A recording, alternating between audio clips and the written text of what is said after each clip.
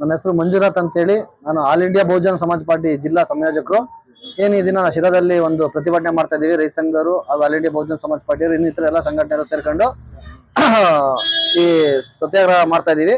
ಇದು ಕಾರಣ ಏನಪ್ಪಾ ಅಂತಂದ್ರೆ, ಹೊಸಪಾಳ್ಯದಲ್ಲಿ ಒಂದು ಮನೆ ಜಪ್ತಿ ಮಾಡಿದ್ದಾರೆ, ಅದೇ ರೀತಿ ಕುಂಬಾರಹಳ್ಳಿಯಲ್ಲಿ ಒಂದು ಮನೆ ಜಪ್ತಿ ಮಾಡಿದ್ದಾರೆ. ಕುಂಬಾರಹಳ್ಳಿ ಮನೆ ಜಪ್ತಿ ಮಾಡಿದಾಗ ಅವರು ಯಾರು ಕ್ಲೈಂಟ್ ಇದ್ರು ಅವರು ತೀರೋಗಿದ್ದಾರೆ, ಏನು ಹಾರ್ಟ್ ಅಟ್ಯಾಕ್ ಅಲ್ಲಿ ತೀರೋಗಿದ್ದಾರೆ. ಈಗ ಹೊಸಪಾಳ್ಯದಲ್ಲಿ ಜಪ್ತಿ ಮಾಡಿರೋ ಮನೆ ಒಂದು ಹೆಣ್ಮಗಳು ಬಾಣ್ತಿ, ಅವರು ಸಹ ಇಲ್ಲೇ ಇದ್ದಾರೆ, ಈ ಪ್ರತಿಭಟನೆಯಲ್ಲಿ ಇದ್ದಾರೆ.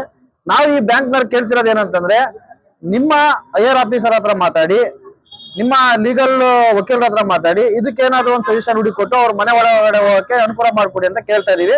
ಅವರು ಉಡಾಫೆತನ ತೋರಿಸ್ತಾ ಇದಾರೆ.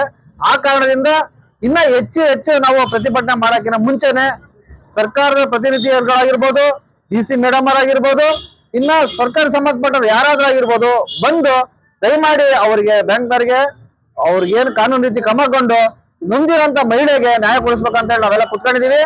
ಈಗ ಪ್ರತಿನಿಧಿಗಳು ಯಾರಾದ್ರೂ ಒಬ್ರು ಇಲ್ಲಿ ಬಂದು ಇದನ್ನ ಸಾಲ್ವ್ ಮಾಡಿಲ್ಲ ಅಂತಂದ್ರೆ ನಾವು ಧರಣಿಯನ್ನ ಕೈ ಬಿಡೋ ಮಾತೇ ಇಲ್ಲ. ಇನ್ನ ಹೆಚ್ಚಿನ ಜನಸಂಖ್ಯೆ ಕರೆ ಕೊಟ್ಟು ಇಡೀ ರಾಜ್ಯನೇ ತಿರುಗಿ ನೋಡುವಂತ ಒಂದು ಪ್ರತಿಭಟನೆ ಮಾಡಕ್ಕೆ ನಾವು ತಯಾರಾಗ್ತೀವಿ.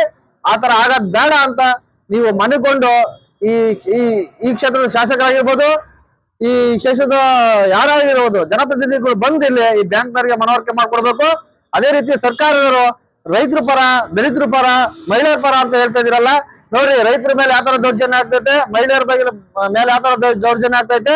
ದಯಮಾಡಿ ಸನ್ಮಾನ್ಯ ಶ್ರೀ ಸಿದ್ದರಾಮಯ್ಯನವರು ಈ RBI ಗೈಡ್ಲೈನ್ಸ್ ಮುಖಾಂತರ ಮೀರಿ ಏನು ಈ ಬ್ಯಾಂಕ್ಗಳು ನಡೆಸಿದ್ರೆ ಇವ್ರಿಗೆಲ್ಲ ಕಡಿವಾಣ ಹಾಕ್ಬೇಕು. ಈ ತಕ್ಷಣ ಈ ಇಕ್ವಿಟೀಸ್ ಬ್ಯಾಂಕ್ ಮೇಲೆ ಒಂದು FIR ರೆಡಿ ಮಾಡ್ಬೇಕು. ಯಾಕಂತಂದ್ರೆ ಇವರು ರೈತರಿಗೆ ಸಾಲ ಕೊಡಲ್ಲ, ಬಿಸ್ನೆಸ್ ಲೋನ್ ಅಂತಾರೆ, ಮನೆ ಮಾರ್ಟಿಗೇಜ್ ಮಾಡ್ಕೊಂತಾರೆ. ಇವರು ಈ 10 ಲಕ್ಷ ಸಾಲ ಕೊಡೋಕಿನ ಮುಂಚೆಗೆ ಅವ್ರು ಯಾವ ರೀತಿ ತೀರಿಸ್ತಾರೆ ಅಂತ ಹೇಳಿ ಒಂದ್ ಬ್ಯಾಂಕ್ ಸ್ಟೇಟ್ಮೆಂಟ್ ಆಗ್ಲಿ, ತಿರ್ಗಾ ನಿಮ್ದು ಏನ್ ಸೋರ್ಸ್ ಇನ್ಕಮ್ ಏನೈತೆ ಅಂತ ಕೇಳಲ್ಲ. ಸುಮ್ನೆ ಬಂದ್ರ ಮನೆ ಅಡ ಇಕ್ಕೋದ್ರ, ಅಡ ಇಟ್ಕೊಂಡು ದುಡ್ಡು ಕೊಡೋದು.